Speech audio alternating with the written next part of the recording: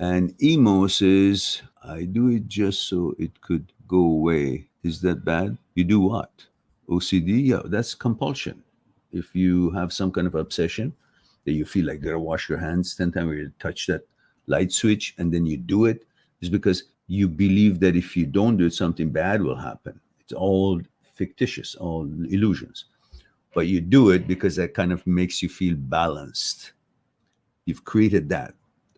We're all looking for psychological security. All OCDs come from this anxiety and need for psychological security. And then we kind of figure out to do something to create that balance that has given us that kind of a fear and anxiety of something other than ordinary for us to happen. So you want to counter it. And because the threat is illusory, you find it's counter illusory by doing what? I touched this 5 times. So that works. Nothing's going to happen to my dad or my mom or myself. I'm going to get the date that I'm looking for if I do 100 times this. You know, it's pretty weird. But it's the illusion that the brain is so powerful that can create that you got to do this. Otherwise, and you believe it. Once you believe it, you don't need any reason for it. And this is what OCD, HOCD is.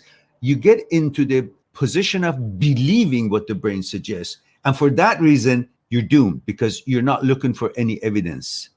You don't need any history, any evidence. You just believed.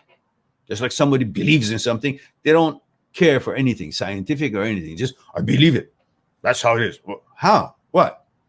Don't do it and see what happens. Don't do the compulsion and see what happens. Let's go for a few days and don't do compulsion. See if your dad dies or you die or you become a rabbit or something else. Nothing happens. But our brain makes us believe that if I don't do something bad happens, and I don't want something bad, so why don't I just do this? It's not a big deal. I'll do it. And then that one time comes 2 times. What if I just not go over this block of brick on the street 2 times when I want to move away from it? And you do that, so nothing happens. Oh, see, I went 2 times. Everything is good in life. So next time I do it 3 times. Why not? It's better even. Maybe I should do 3 times. Make it balance it. All these craziness gets to be promoted the more you do it. The more you do of something, the more you accept that is the right thing to do. And the more you do it, you are conditioning your neurons to want to do it, to be really good at doing it. And that's neuroplasticity. And through this, first you do the obsession, you have the obsession, you do the compulsion to feel good. Then you do the compulsion because when you feel good, there's a dopamine released. So you like that dopamine feeling. Everything feels good. Same as OCD, HOCD thoughts and actions, whatever. And then after a while, you're no longer doing the compulsion because of the obsession to feel balance. You're no longer doing the compulsion because it gives you the dopamine when you feel good, to feel good. After a while of doing it so much, you're doing it because it becomes your habit. Once it becomes your habit, it becomes more difficult to get rid of it.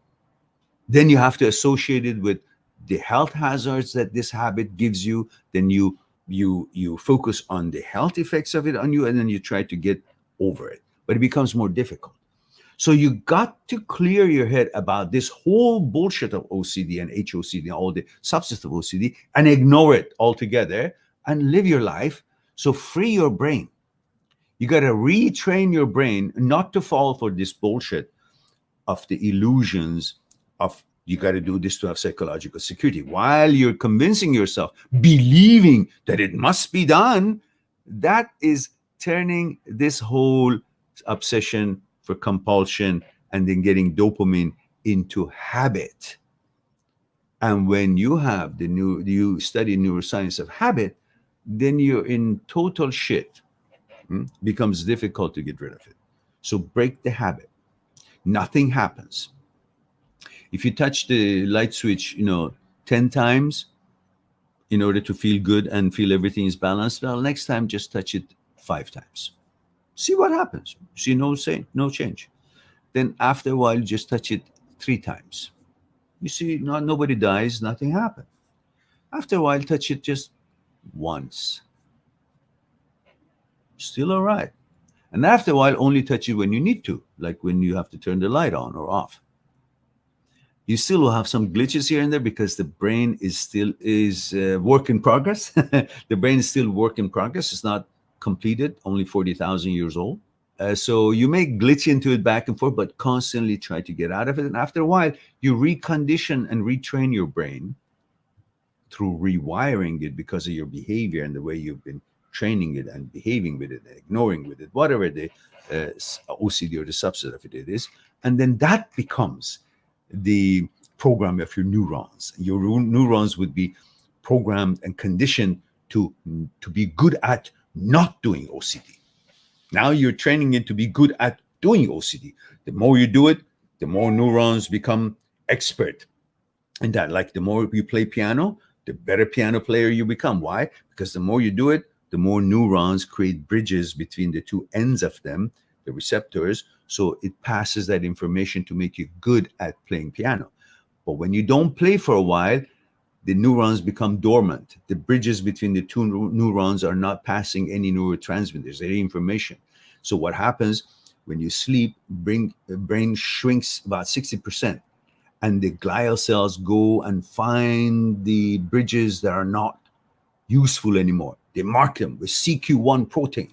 And then microglial cells go and find these CQ1 marked proteins and destroy them to free your neurons for you to use them to learn new things because you're no longer playing piano.